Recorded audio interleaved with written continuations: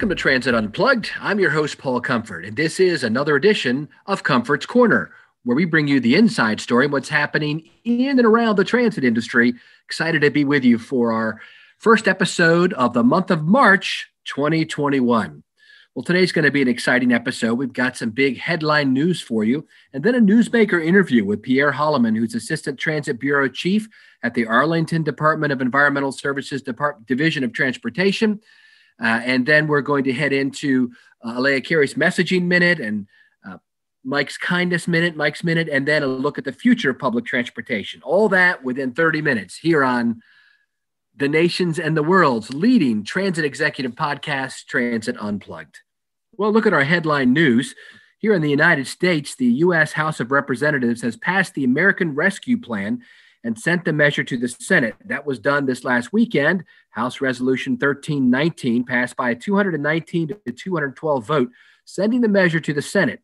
The emergency relief package provides $30.5 billion in relief funding to transit agencies nationwide and $1.5 billion to the rail provider Amtrak.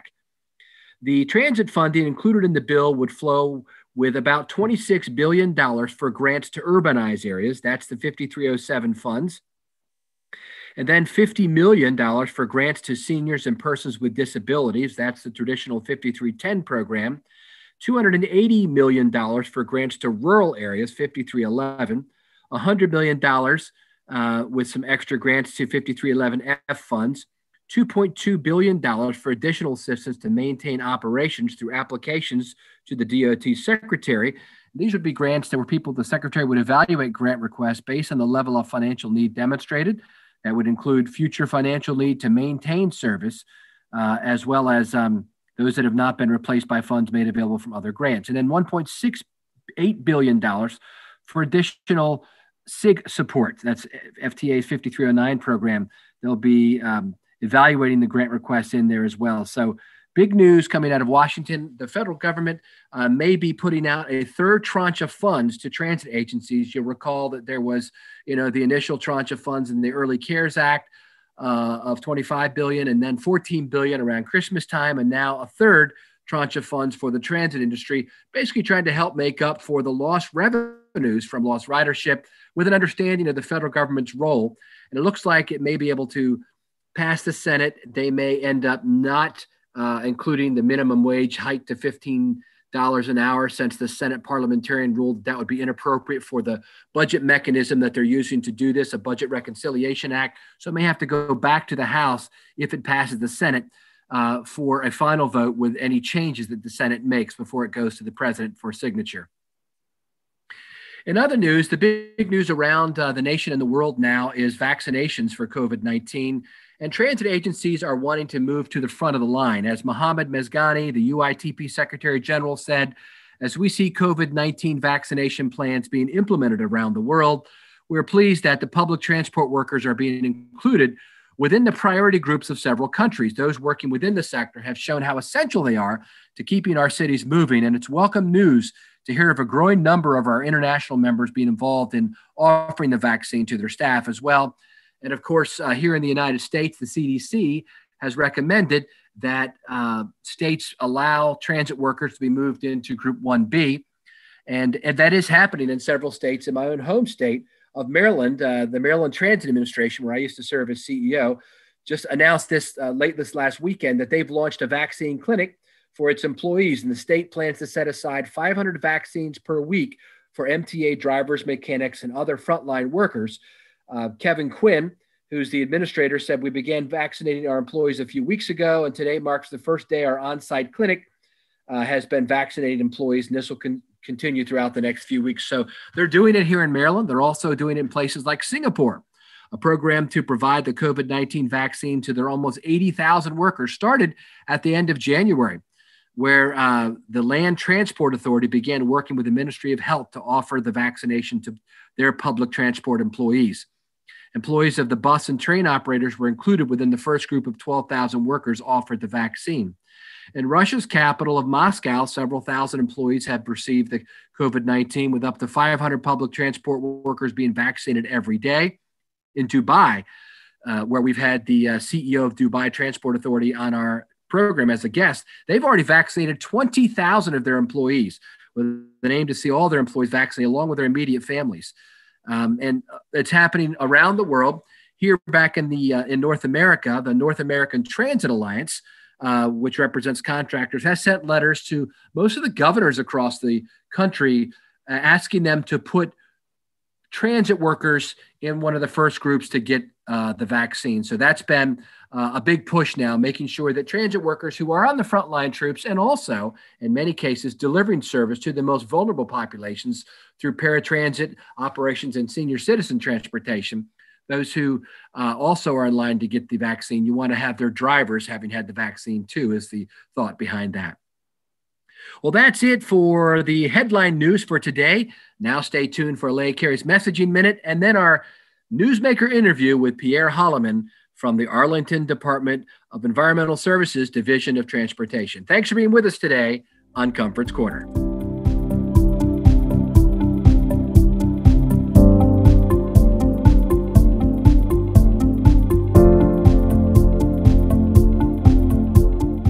Hi, I'm Leah Carey, a communications consultant who loves working with public transit agencies.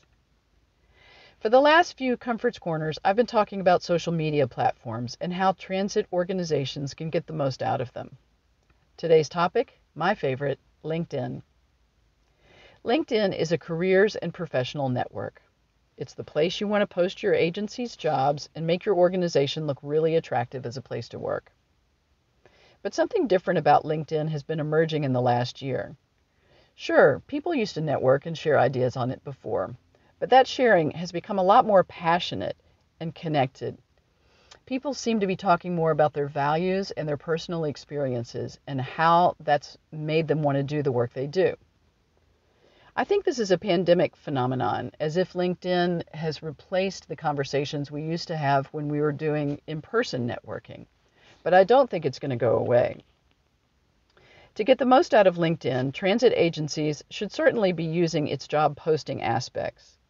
But there's another more courageous way to use it too, and that's to encourage your transit careerists to share and network and talk with their peers on the platform.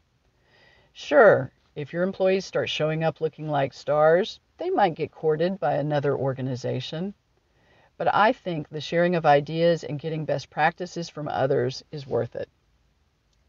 If you'd like to talk more about LinkedIn or anything else related to communications in public transit, look me up on, where else? LinkedIn. My first name is spelled E-L-E-A, last name C-A-R-E-Y.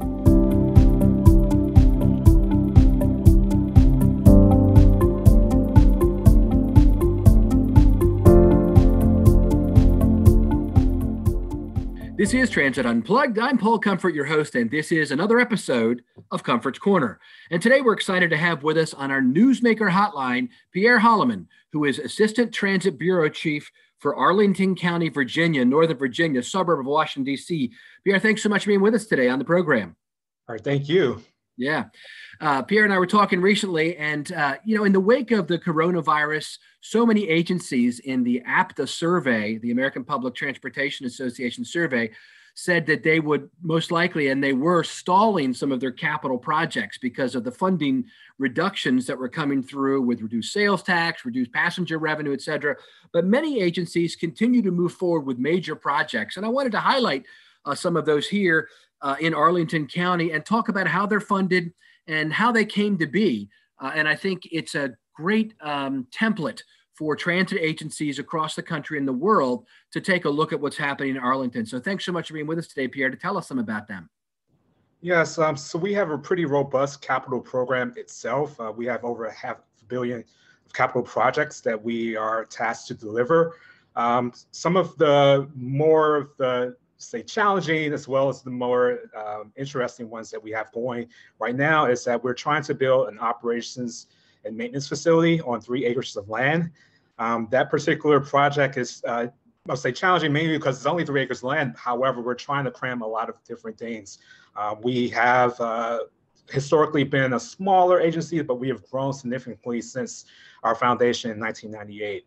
And as a result, we are trying to ground the base within Arlington County. We are looking to continue the project. We are in design at this moment, and our goal is to open up the facility by calendar year 2025.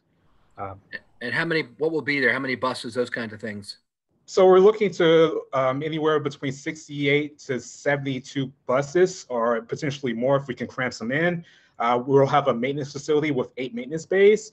The facility is going to be designed to accommodate electrification of our fleet, as well as feature an operations center over top of our maintenance bays, including admin facility that will be separated out. So what we have is actually 3 parcels of land, and the 3 parcels are also separated by a stream channel.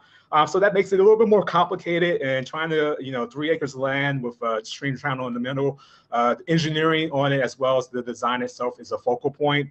We've had quite a number of public meetings so far. We're going to continue the public process because we want to make sure that the public provides their feedback, as we are an integral point of the community itself. Well, it's exciting that you're continuing to move forward with this project. And what's your role as Assistant Transit Bureau Chief in these capital projects? So I serve in some cases as the project manager. So for the art operations and maintenance facility itself, I am the project manager and co-project managing with another counterpart, Mr. John Meir. And also I looked into more of the oversight, so providing more feedback in the design, looking at how the facility is going to be constructed, and it's also how it's going to be maintained once we do open up the facility itself. In the funding aspect as well, looking at all of the pieces and trying to incorporate in a plan so that we can actually have enough funding to actually deliver the project. We have many sources of funds for all of our projects, including local funds. We have funds from the Commonwealth of Virginia, from the Department of Rail and Public Transportation, as well as we receive regional funds from the Northern Virginia Transportation Authority. And all of the sources provide us with availability to deliver these projects and continue these projects going forward. That's good. Yeah, I wanted to highlight that. I'm glad you brought that out. The idea being that the way to make some of these projects move forward when maybe one stream of funding is reduced is to spread the funding over multiple agencies if you're able to do so, in addition to the capital funds you may be getting to help the project come to completion and fruition. The other project I wanted to focus on was a big one. A lot of folks will remember it wasn't that long ago when there was a big competition going on here in the United States about where Amazon, the big company, would place their next second headquarters, their H2Q project. And your region was awarded one of that location. Is that right? So tell us about that a little bit and what you all are doing to help make that a reality. So yes, so Amazon is part of the HQ2 award. Arlington was the winner, and Amazon currently is constructing 2 new headquarters buildings in the National Landing section of Arlington. And we have 2 projects that were always on our books in our capital improvement program. However, with the Amazon decision, it did provide us with the ability to actually put those projects forward even quicker. So for one particular project, which is integral, is the Transitway extension to Pentagon City. That particular project is a continuation project of a prior project, which was completed back in 2014 as well as in 2016. The Transitway itself is a joint venture between the City of Alexandria, Arlington County, as well as the Department of Rail and Public Transportation, and WMATA. The project itself is a 5-mile corridor, which provides service on one of the, one of the corridors that is growing in terms of the Route 1 corridor as far as development, as well as providing links to many key areas along the corridor. So with Amazon coming on board, there's the Virginia Tech Innovation Campus in the City of Alexandria, as well as the Inova Hospital facility that's coming online. So this overall will provide a direct connection and dedicated transit areas so that individuals along the corridor can access these facilities seamlessly. For the Transitway Extension project itself, we're building dedicated transit lanes as well as stations to connect that last section between the Crystal City section of Arlington to Pentagon City. along Crystal Drive and 12th Street. So this particular project, it's to my heart because that was one of the first projects that when I came on board with the county that I was thrown into. So I'm really looking forward to it. And we hope to have that completed by April of 2023. That's awesome. Well, thank you, Pierre, for being with us today and kind of showing us how that even though we are in the midst of a global pandemic and public transit has really taken a hard hit when it comes to ridership, and some agencies have said they're going to pause their capital projects. I think your agency there at Arlington County Transit, commonly known, the buses are known as ART buses, but you all have shown that you can continue to make these projects happen when you find multiple funding sources, and especially when you're partnering with a private sector partner that is going to bring jobs and economic development. It's a good lesson, again, for our political leaders to show them that public transit really is key to the economic development and the recovery of our economy coming out of COVID. Yes, thank you.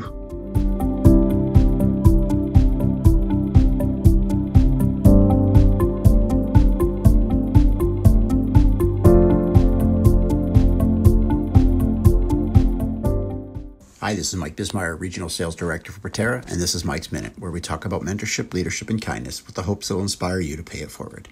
As we continue to look at how these three qualities align, we can all look around us and identify someone we rely on, trust, or want to emulate, or simply just appreciate. Work interactions and peer relationships are interesting. There are opportunities to learn from every interaction, as well as share if the opportunity presents itself. Over the years, I've personally seen how all three of these traits interact with one another. Many of the mentors or great leaders I have had are inherently kind, always willing to share their experience, point out opportunities for improvement, and most of all, help install a sense of confidence in the journey. And just recently, I was fortunate enough to experience this firsthand. I was lucky to cross paths with a new individual a couple years ago whom I hadn't prior met. I was impressed by their passion, professionalism, and constant willingness to discuss the project and team success that we were working on together. We also shared many similar interests outside of work in terms of giving back. We've grown our work interaction into a great friendship as well, and lost many evenings talking about ways to make a difference. Well, I was overwhelmed when I found out that person also felt the same, and unbeknownst to myself, had nominated me for the 2020 Savita Shah Award through the Mahatma Gandhi Foundation, based on my passion for random acts of kindness and trying to make a difference. I'm super excited to tell you that I was selected as a recipient of the award last week. An amazing honor, and to be honest, very emotional and still overwhelming. But what it means most to me is that the message of kindness is cool is being heard and hopefully continues to inspire others to make a difference. A reminder that every day is an opportunity to change someone's tomorrow. Thanks, Dinesh, forever grateful, and kindness is cool.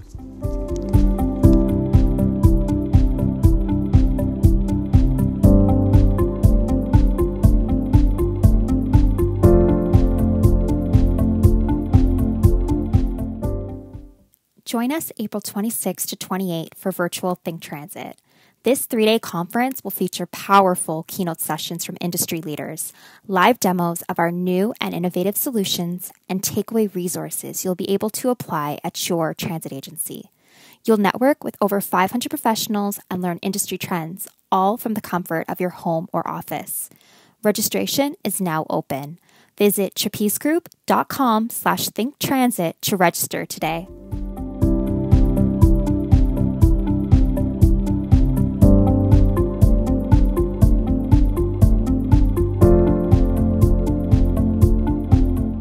Thanks for being with us today on Comfort's Corner, part of the Transit Unplugged podcast family. Every week on Wednesday, we bring you a brand new podcast with either an in-depth interview with a transit executive from around the world, or the Comfort's Corner version, which has a shorter interview with someone who may not be a CEO, but is a breaking news newsmaker in the transit industry, as well as a look at headline news and a look at the future of public transportation, which is the segment of this podcast we are on today. Hopefully you've enjoyed our great in-depth interviews we had with Sir Peter Hendy, who is chair of UK Network Rail, and Anne Graham, the CEO of Ireland's National Transport System. They were our guests for the month of February on Transit Unplugged. And then a look ahead into the future of Transit Unplugged in-depth interviews. David Kim, who is Secretary of Transportation for the state of California, will be our guest on the 10th of March. And Tilly Chang is the Executive Director of San Francisco's Transportation Authority. She is going to be our guest on the 24th of March. So our month of March will be California-based transit executives. And hopefully you enjoyed our interview today with our newsmaker, Pierre Holloman. A couple things happening in the transit world when it comes to conferences. Several big conferences are moving, hopefully later this year, to in-person. But for now, it looks like for the first half of the year, conferences will remain virtual. I'm going to be the keynote speaker at a couple of these conferences. One of them is the virtual Think Transit conference this year. That's Trapeze's annual technology conference. It'll be held April 26th through the 28th, 3 full days of great transit content, including 5 tracks and keynote sessions from some of the nation's leading transit executives and leaders. And I'm excited to be the keynote speaker for day 3 of that conference. If you'd like to register, just Google Trapeze Group Think Transit, and you'll be taken to our website or trapezegroup.com/Think Transit. You can register for the conference there to attend. I'm also excited to be the keynote speaker for Mass Transit Magazine's The Passenger Experience, The Future of Travel. That'll be held March 23rd through 24th coming up, a virtual learning and networking event. You can register now at Mass Transit Magazine's Passenger Experience, The Future of Travel conference. The COVID-19 pandemic really has affected the world in ways unimaginable just a short time ago. The brutal hit to the psyche of the globe is still reverberating. As governments grapple to handle this once-in-a-millennia crisis, they clamped down on social gatherings and limited work on-site opportunities to those deemed essential workers. Thus, professional white-collar office employees began to work from home, and then shops, museums, restaurants, movie theaters, barbers, and just about every other commercial and nonprofit service was cut to very limited service or shuttered completely for months. The pandemic delivered what I like to call a gut punch to the public transportation industry, along with state and local governments. Remember, we were riding high in 2019. We saw transit ridership gains for the first time in nearly a decade. Transit agencies, but were caught flat-footed by the COVID-19 pandemic and the attendant government-mandated shutdowns. Public transportation ridership, as you know, across the globe plummeted 50 to 90%, with the highest declines affecting commuter trains and buses. Cities reacted by reducing transit service to meet the lower demand and reduce capacity on vehicles and stations to permit social distancing. Then they added new tech tools like real-time bus occupancy, passenger information, and began to experiment with new services like microtransit, on-demand multi-passenger service to meet the niche mobility needs since regular routes were reduced. Revenues also dropped precipitously as many transit services moved to rear-door boarding and waived fare collections. Additionally, transit agencies had to ramp up their cleaning protocols, so these costs went up. City sales tax and local income taxes and other revenues declined because of the business shutdowns and people not riding transit as much. Federal governments in the United States, Canada, the United Kingdom, and other countries stepped up with special operating funding that we've talked about earlier on today's episode that helped underwrite many of these losses. But major transit agencies have burned through their cash quickly, covering the service, and local governments were grappling with increased demands on their health departments and social services. Now, trend analysis appears to show that professional workers may never return to their jobs in the cities on a daily basis. So the peak demand curve for commuter trains and buses may remain flat for the foreseeable future. Accordingly, transit agencies are reevaluating service delivery models. Correctly evaluating and serving these new emerging travel patterns will be key for transit agencies to remain relevant and rebound. Although the picture might be different than we would have hoped for, with strong, fresh approaches from leadership and political support, agencies can reposition their transit services to meet the new levels and types of demand and provide more customer-focused, technology-driven mobility, which can attract and retain riders. How exactly will transit agencies create programs that encourage innovation and think about service delivery differently? How will local governments meet the extraordinary demands of the public on them for vaccines, for subsidies, and services in a low-touch environment? Well, I believe they need to reprioritize, regroup, and rebound. Will the existing management structure be able to help provide this new approach, or will new leaders step up to take the helm? Certainly, the existing leaders are using an all-hands-on-deck approach to this unprecedented crisis, so it's an opportunity for those who are willing to step up. And I'm taking an opportunity to write another book about that coming soon your way, which will be about how leaders can take charge and pull us out of this pandemic and lead into this new new world which we have now coming out of COVID. I'll be telling you more about it in the weeks and months to come. For today, that's it. Thanks for being with us today on this edition of Comfort's Corner. Transit Unplugged. If it's Wednesday, it's Transit Unplugged.